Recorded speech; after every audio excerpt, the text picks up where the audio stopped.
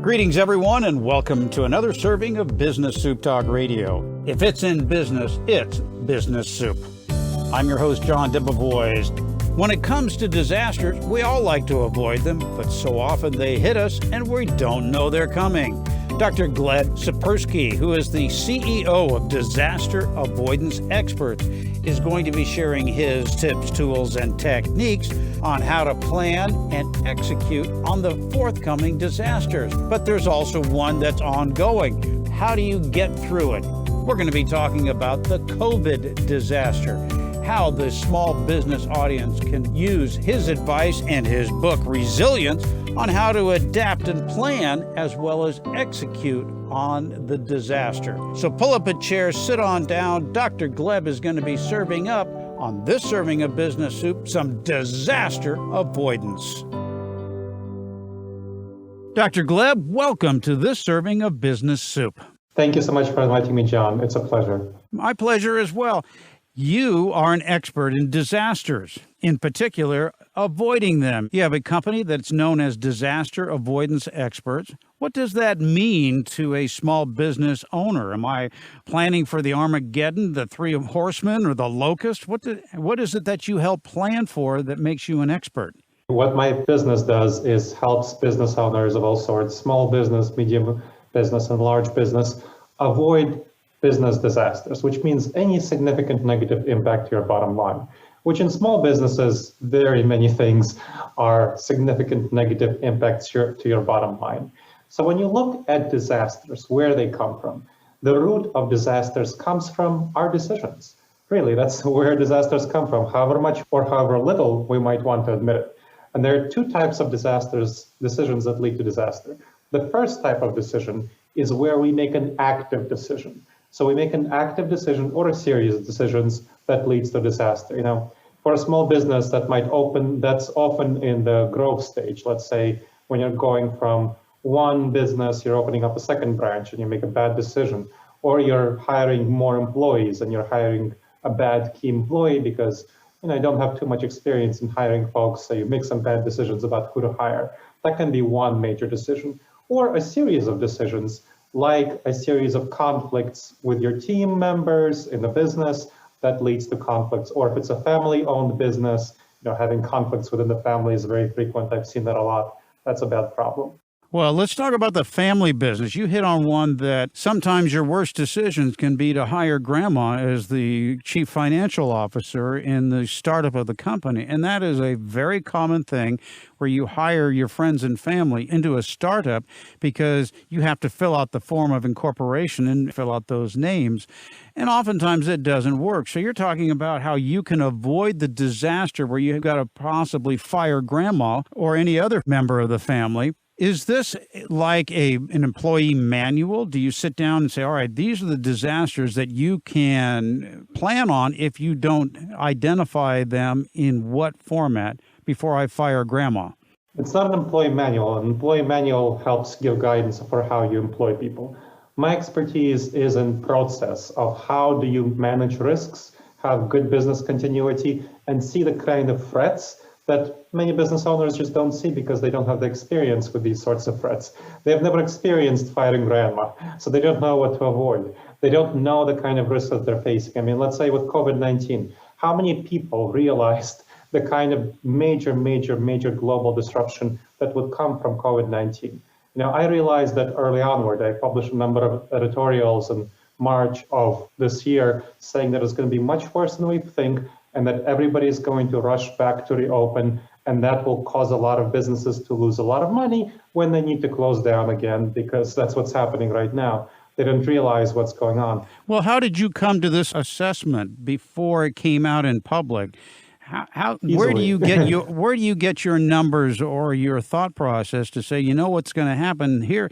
It's going to shut down, reopen, and then shut down again. Where did you get this information before you projected it out to, say, my audience or the audience previous to your appearance here on Business Soup? So my information comes from research in cognitive neuroscience and behavioral economics. Basically our brains, how brains work and how we're screwed up. That's the problem with our brains. Our brains are screwed up in very many ways.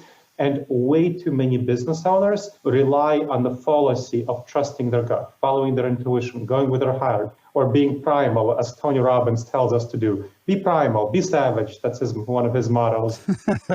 I mean, there's a reason about half of all small businesses fail within the first 5 years opening up, and 3/4 fail within the first 15 years, because they trust such fallacious advice. They trust this horrible, bad advice to go with their gut, follow their heart, do what's comfortable for them, do what feels right.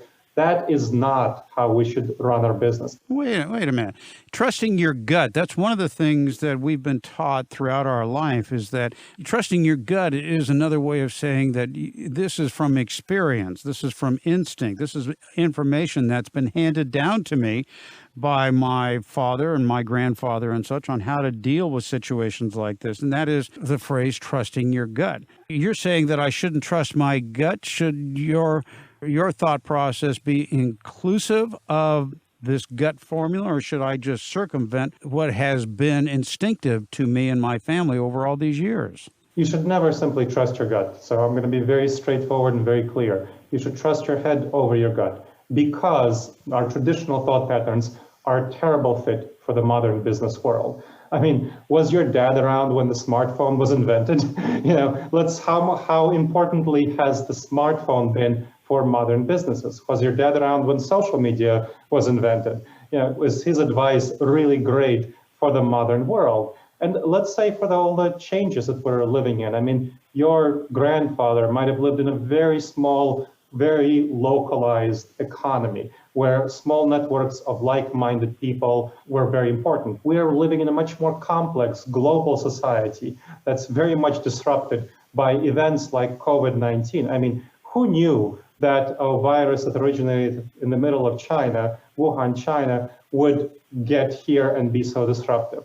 Well, I saw it. Like I said, I wrote articles about it, public articles already way back when, because Wuhan, China, when you look at it, actually, it's a major metropolis. People never heard of it. They dismiss it. And it's actually a major metropolis. It has over 11 million people. It has over $22 billion of production. It's called the Chicago of China. It has something like 500 international flights per day. And with an average of 200 people, that's 10,000 flights. So it's going to get out there. But people don't think about it this way. They don't think about, hey, something that's in the middle of China is going to impact me because of their traditional thought patterns, because of their gut reactions, which are not a good fit for the modern world. Our gut reactions are actually stemming from our instincts, what you're talking about. These instincts come from the savanna environment.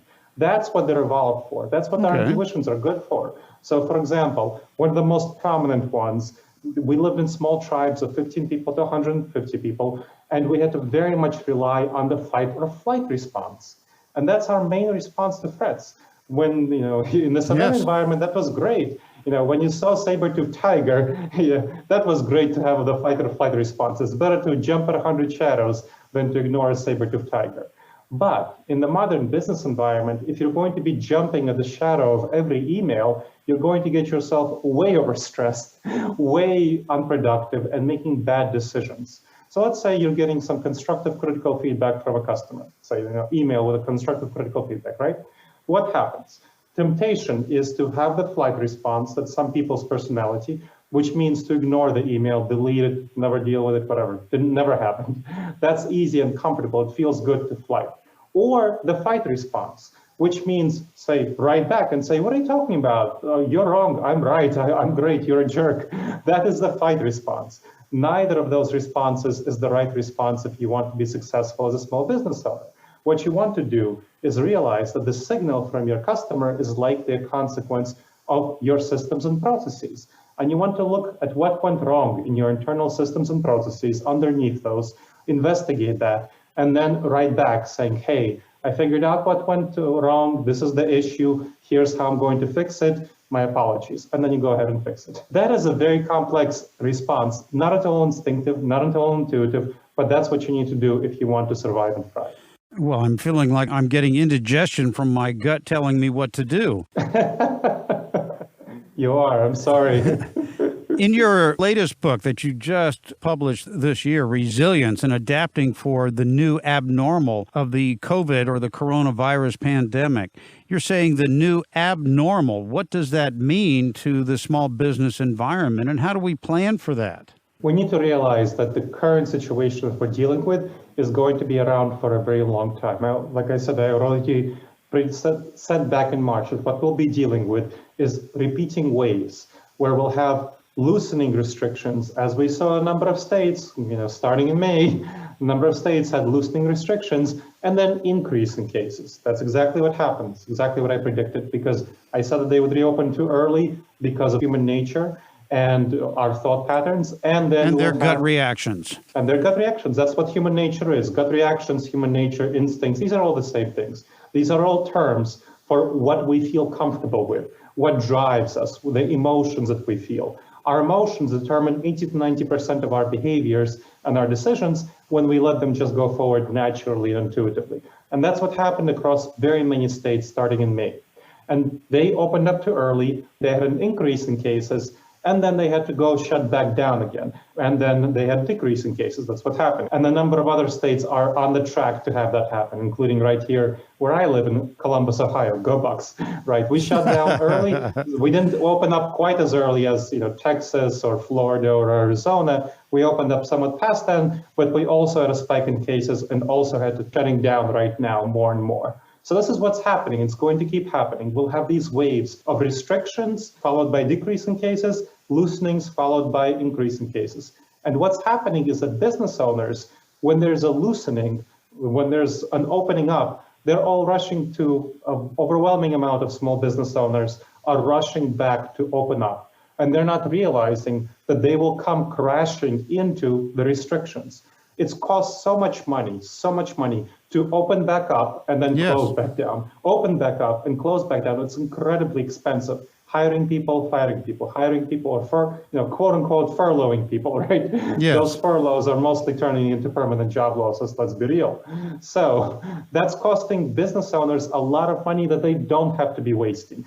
When they need to realize is that this is what will happen until we have a vaccine. These waves of restrictions and loosenings, especially with some of the political leadership pushing for top-down too early opening. This is a problem because they're not realizing the consequences of too early opening will have a lot of economic harm in the long run. This is a political year, right? This is the election year. This is a bad time to really go against health advice and economic sense. A lot of economic experts are saying, don't open up too early. You will lose a lot of money when you do that. But so many people are doing it. So you got to realize that's the world we live in, and it's very dangerous for business owners to not anticipate the consequences. As President Trump famously said that he didn't want the cure to be worse than the ailment and the loss of an economy. Where is that balancing act? What are you going to do for my audience to help them plan for this COVID-19?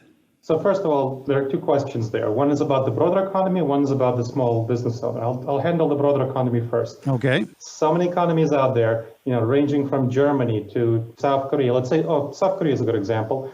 COVID-19 was discovered on the same day in South Korea and the United States. By now, South Korea has 300 deaths. US has over 160,000 deaths. South Korean economy has taken a very small hit from COVID-19. US had a loss of GDP of 32% in the second quarter. This is an example of how the South Korean government institutions have handled COVID-19 much better. They have, instead of ignoring it for 2 months, which is what the US did, what they did was institute a very quick contact tracing protocol where anyone who was found to have testing produced extensive amounts of tests and then trace the contacts of those who had COVID-19, and they were able to contain the outbreak. The US did not do that. That's not what the US did. The leadership ignored COVID-19, said, well, we need to keep the economy open. We don't need all this testing because testing, the more we test, the worse our numbers appear, and didn't do anything realistic on contact tracing, and this is where we are. The economy will not improve when people are afraid. There was a survey done of people who go to conferences, of CEOs and other execs who go to conferences. And the conference business is one of the many areas where small businesses have lost a lot of money. Oh, yes. There's a lot of money lost in conferences, right? So when you look at conferences, it's not about simply the states shutting down, the government, federal government saying no gatherings. If you look at conferences and people's willingness to go back to conference, that's what the survey was about. It showed that over 90% of people who typically go to conferences, executives from small and medium-sized businesses, will not go back to conferences until there's a vaccine. Over 90% of them will not go back to conferences. This is about the clients. This is about the customers. That's what's driving the situation. And closing down too small, closing down in the wrong way, in such a way as to not have sufficient tests and then contact tracing, increases the size of the outbreaks, which is happening across the United States right now. And the main thing is it causes people to be afraid. People who are afraid don't spend. Fear leads to economic loss. Fear leads to conservation. So they conserve money, they don't spend money. That's what destroys the economy. Fear. Fear destroys the economy, not public health actions. The right public health actions have saved the economy in South Korea, in Germany, and a number of other countries. Germany has much better financial outcomes and health outcomes than the United States. South Korea does as well. A number of other countries do as well, because they focused on addressing health and therefore addressing fear. And now their constituents, their consumers are going out, spending money, reopening everything from tourism to conferences. That's great. And I really wish that that's exactly what was happening here in the US with a good public health response. It's not. And that is the biggest problem. All right, so we have a disaster in hand at this moment. And that's right. And as you're saying, that it has not been handled well. If the government, if the U.S. was to call you up and say, we have a disaster, what can you do to tell us how to flatten the curve, whatever strategy or word usage they want to use, what would you tell them to do right now? What I would tell them to do right now is to, instead of saying to states and localities, take care of your own testing, take care of your own contact tracing, this is ridiculous. Right now, 50 states are competing against each other to buy testing equipment. That is causing prices to be built up. Imagine 50 small businesses, 50 franchises. If you have a business and it has 50 franchises and all of them are bidding against each other to get supplies for the business, to get their local supplies, as opposed to them pooling their money together and then using the power of agglomeration of this money together to purchase the supplies that they need. That is what we're running into exactly here. Instead of 50 states pooling all of their money with the federal government saying, hey, we will be the one voice that deals with suppliers of tests, that deals with suppliers of personal protective equipment, that deals with suppliers of ventilators. The 50 states are competing against each other, which raises their price and really is a ridiculous strategy. What you need to do is centralize the response. This is what all the countries that have handled COVID-19 competently, from Germany to South Korea to many, many others, Australia, New Zealand, have done. To centralize the response, they have with one voice, with one power, and of course, if you have a lot of money, centralized response, you can bid down the price instead of it being bid up. So you want to buy tests, you want to buy all this personal protective equipment that you need, and what you want to do is have regulations that govern the use of testing and so on, that's standardized across the country, not 50 different localities. All right, so far you've said that the federal government, it sounds like, should step in as the one source to secure the testing equipment and then distribute that to each of the 50 states that require them or are asking for them in a cohesive effort so that everybody gets to test equally throughout the country, depending upon population and such. So you're saying that, first of all, centralize the control of the testing equipment, distribute it, then what? Part of that, you want to have the same regulations on testing across the country, as opposed to 50 different regulations across 50 different states, which makes it much more complex to test. So that's a part of it. Then you want to do the same thing for contact tracing. You want contact tracers who are going to be in a centralized fashion hired by the federal government, and that is going to give them much better training, much better coordination, and supply them according to the needs of each state. So states that have worse situation with COVID-19 have more contact tracing there, and so on. So have contact tracing, personal protective equipment, and shipments of various supplies like remdesivir done in that way by the federal government.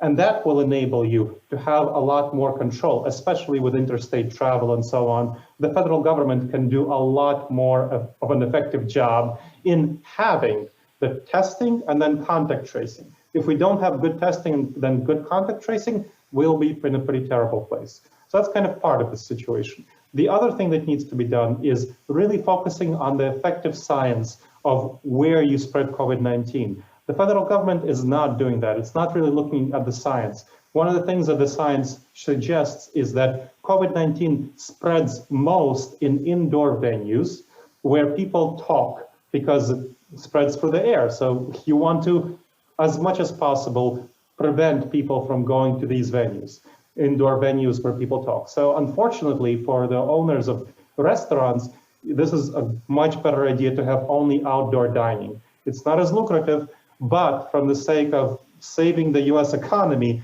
outdoor dining, and the same thing in bars. So outdoor dining needs to be the future. Outdoor dining and outdoor drinking needs to be the future. So I'm transitioning to what businesses need to do, kind of the kind of regulations and the kind of steps that businesses need to do. They want to be very much thinking about what the research shows. Unfortunately, there are a number of businesses who are not very serious about following masking and social distancing guidelines. And I've seen this with my own eyes, where you walk into a business and some of the employees are wearing masks and some of the employees are not wearing masks indoors. I walk right out of that business, I can guarantee that to you, because that's a business where people will get COVID-19. It's breathing that causes it, it's talking especially that causes it. So you want to be very, very cautious. You want to have strict guidelines and strict policies on indoor people who are talking, breathing, coughing, preventing that. So making sure that everyone indoors wears masks. That's going to be incredibly important.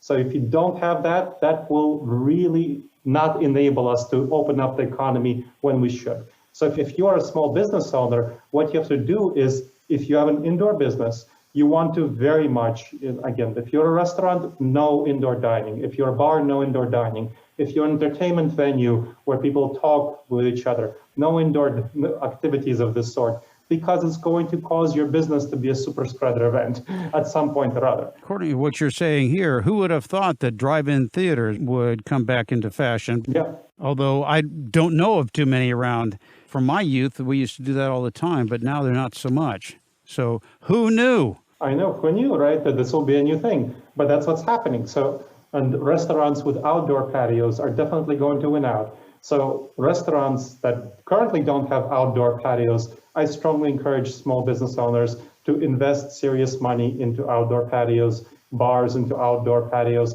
because that's the way that you're going to make money. And if you don't have that capacity for bars and restaurants and various venues that really require people to not have their masks, I would very strongly encourage you to get out of that business. And this is something I tell my clients, I do have some clients in the restaurant industry. This is not a good business to be in if you don't have a realistic outdoor patio opportunity, and if you don't have realistic, carry-out opportunity. Well, that's kind of harsh. I'm a direct person.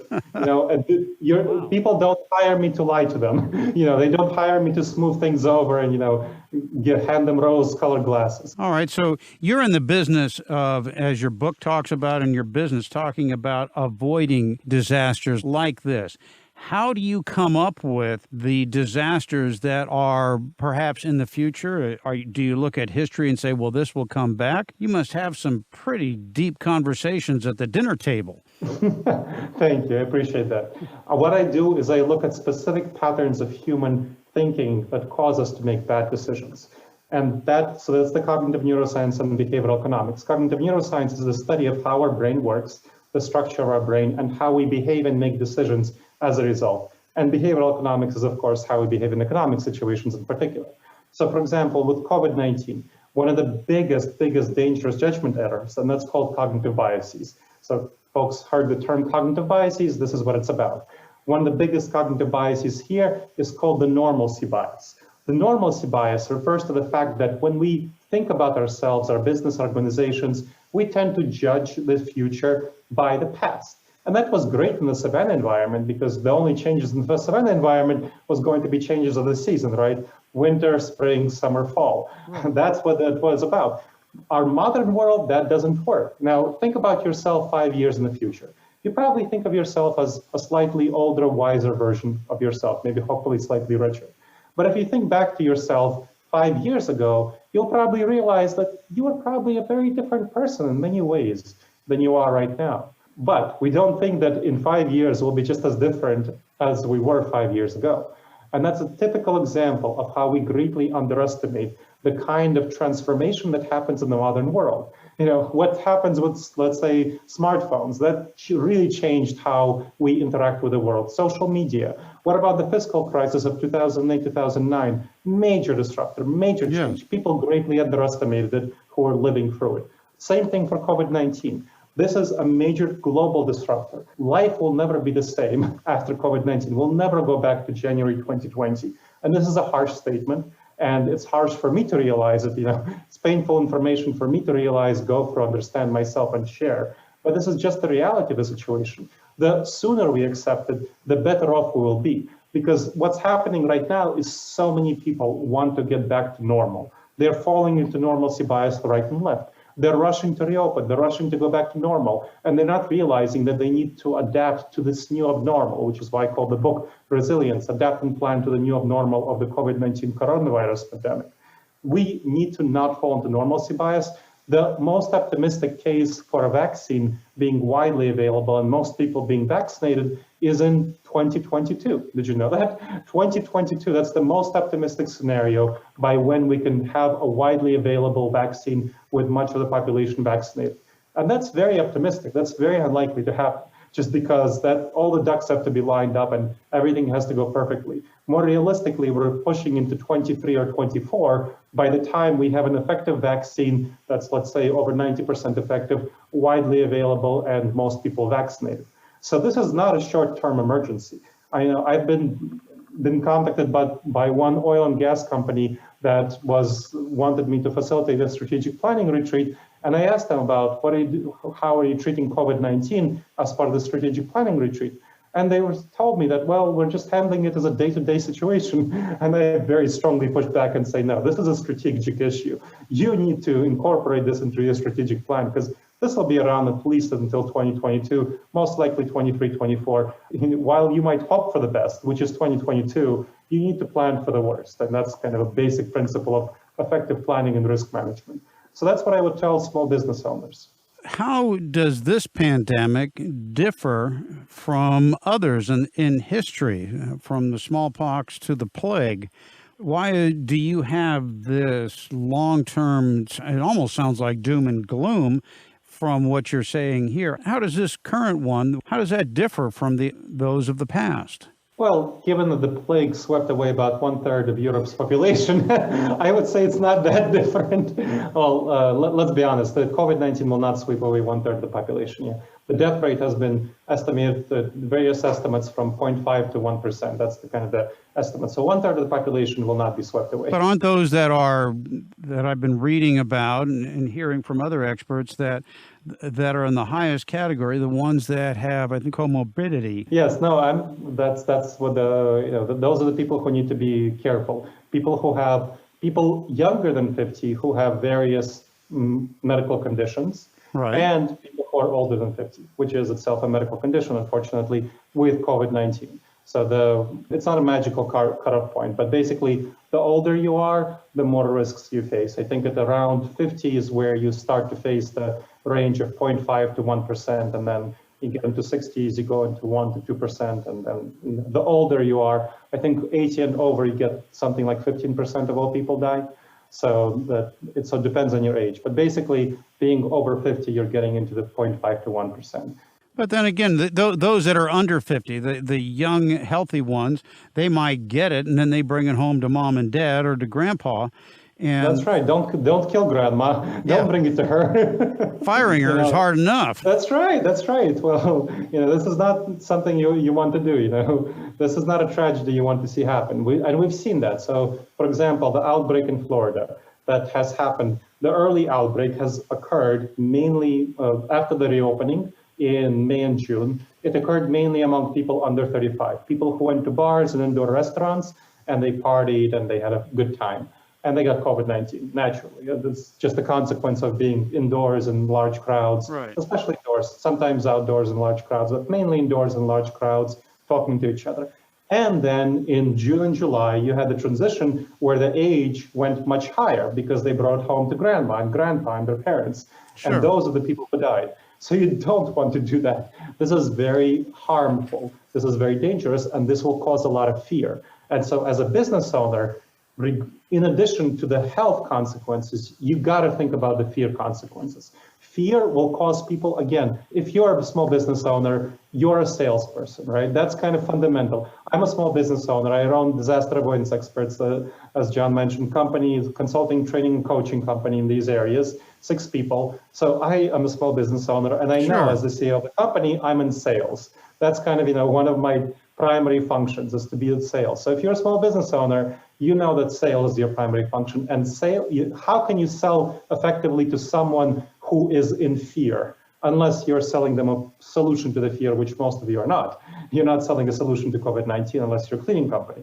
So unless you're a cleaning company, which you're doing well and you don't need my advice, you are not selling a solution to COVID-19. So you gotta address the fear. You gotta address the causes of that fear. In your book, you talk about seizing the unexpected opportunities. Since we're talking about the doom and gloom of the COVID-19, what are you seeing as the unexpected opportunities out there, say, for the small business? Sure. So we'll talk a little bit about some various opportunities. Restaurants, the ones that get into virtual communication effectively, so social media and so on, rather than hoping for people who are passing by to go in and talking about various carry-out orders, so ordering food, they will be much better off. And second, if they show a responsible attitude to the pandemic and talk about this, help their customers address fear and show how their food is going to be really hygienic and so on, the kind of steps they're taking to make sure that they address people's fears. That's what you want to do. You want to address people's fears. So though that's going to be really important, and virtual communication, social media, that's where a lot of people are right now, and they're spending their time, so you want to spend time with them. So if you want to survive based on carry-out orders and people coming to eat on your patio, you don't want indoor dining. I'm right now, as a principal, not going to any restaurant that has indoor dining, even if they have patio dining, because they're clearly not operating in a safe manner. They're not operating in a manner that will be conducive to safety. So you want to do that. You want to model yourself as a responsible citizen, corporate citizen, and that will help ensure that you may be able to survive through the pandemic. So that's kind of a consideration. And that's a way you can seize market share from those restaurants that are not doing that. There are a number of restaurants that are irresponsibly behaving during this pandemic, not really caring about social distancing, masking, indoor dining issues, and they're not talking about how they're taking steps to address fears in the pandemic. So that's a big concern. You don't want to do that. You want to seize market share from those folks. All right, so if you can prove to your audience, that your potential customers, overcoming the fear. Fear is one of the greatest motivators in human nature, and overcoming that fear is, in the case of this part of the conversation, of recognizing and capitalizing on opportunity, is that if you can convince your audience through social media and your presentation that you are observing to the highest degree the health standards that have been put forth out there, and that you are providing them with the best possible service and product and the healthiest environment, then you're going to be able to capitalize on that opportunity, or as you put it, seizing the unexpected opportunities in a fear-based economy right now. That's right. And that's kind of for restaurants. And there are a lot of other opportunities that are not provided by people like restaurants. So for example, let's think about lawyers or any other professional service providers, accountants, let's say, or something like that. So one of the biggest challenges for these folks, and I'm a professional service provider, so I know what I'm talking about, is cultivating trust with clients, because we provide a professional service, but they can't see. You're essentially selling something that's invisible, and you're providing something that's invisible. So they have to trust you that you have expertise, and that trust is built by face-to-face connections, conversations, collaboration, shaking hands, and so on. That's not really available right now. You're not really going to shake hands. At most, you're going to bump elbows, right? And ideally, you're not going to see people in person. I mean, I'm not doing anything in person with any of my service providers, from accountants to lawyers and so on. So what you need to do, the opportunity that you can seize right now is get professional development in how to cultivate trust in virtual settings. A lot of lawyers don't know how to do so. A lot of accountants don't know how to do so. Consultants, they don't know how to do so. They don't realize that what they need to do is transition their business to virtual, as much virtual as possible, or let's say financial managers. I mean, I have my financial manager wanting to come to my house, and I'm like, no, we'll do this over Zoom. We can share your screen there and so on. And they don't even know these techniques. They don't know how to share their screen on Zoom. So this is something that you need to learn how to do and invest into very much learning, because this will, again, in the most optimistic scenario, this will be around until 2022, most likely 23, 24, even further. I mean, we still don't have an effective vaccine for the flu. We have a vaccine that's only 50% effective. And Anthony Fauci is saying that, the new COVID-19 vaccine might be only 50% effective. That's not great. So this might still continue and last for a very long time. So you got to be prepared for that, and you got to change your professional development. You got to change the way that you approach customers. How do you search for prospects in virtual settings? There's professional development in that. How do you do effective virtual presentations and have effective virtual meetings? There's professional development on that. And if you do this right now, you do this right now, you will not simply retain your existing clients, but you will be able to gain market share, because you will have a lot of lawyers who aren't, unfortunately, not listening to this interview right now, not savvy enough to be listening to BizSoup, and who are not realizing that this is a change they need to be making, accountants, financial managers, and so on. They're not realizing that this is something that they need to be doing, so they're not taking the steps that they need to adapt themselves to this new environment. Whereas if you go to a prospect and you say, who's currently working with somebody else, and say, hey, Mr. Prospects or Miss Prospect, I've done steps A through F to be pandemic proof, and here are the things that I've done. My business is protected. I'm doing everything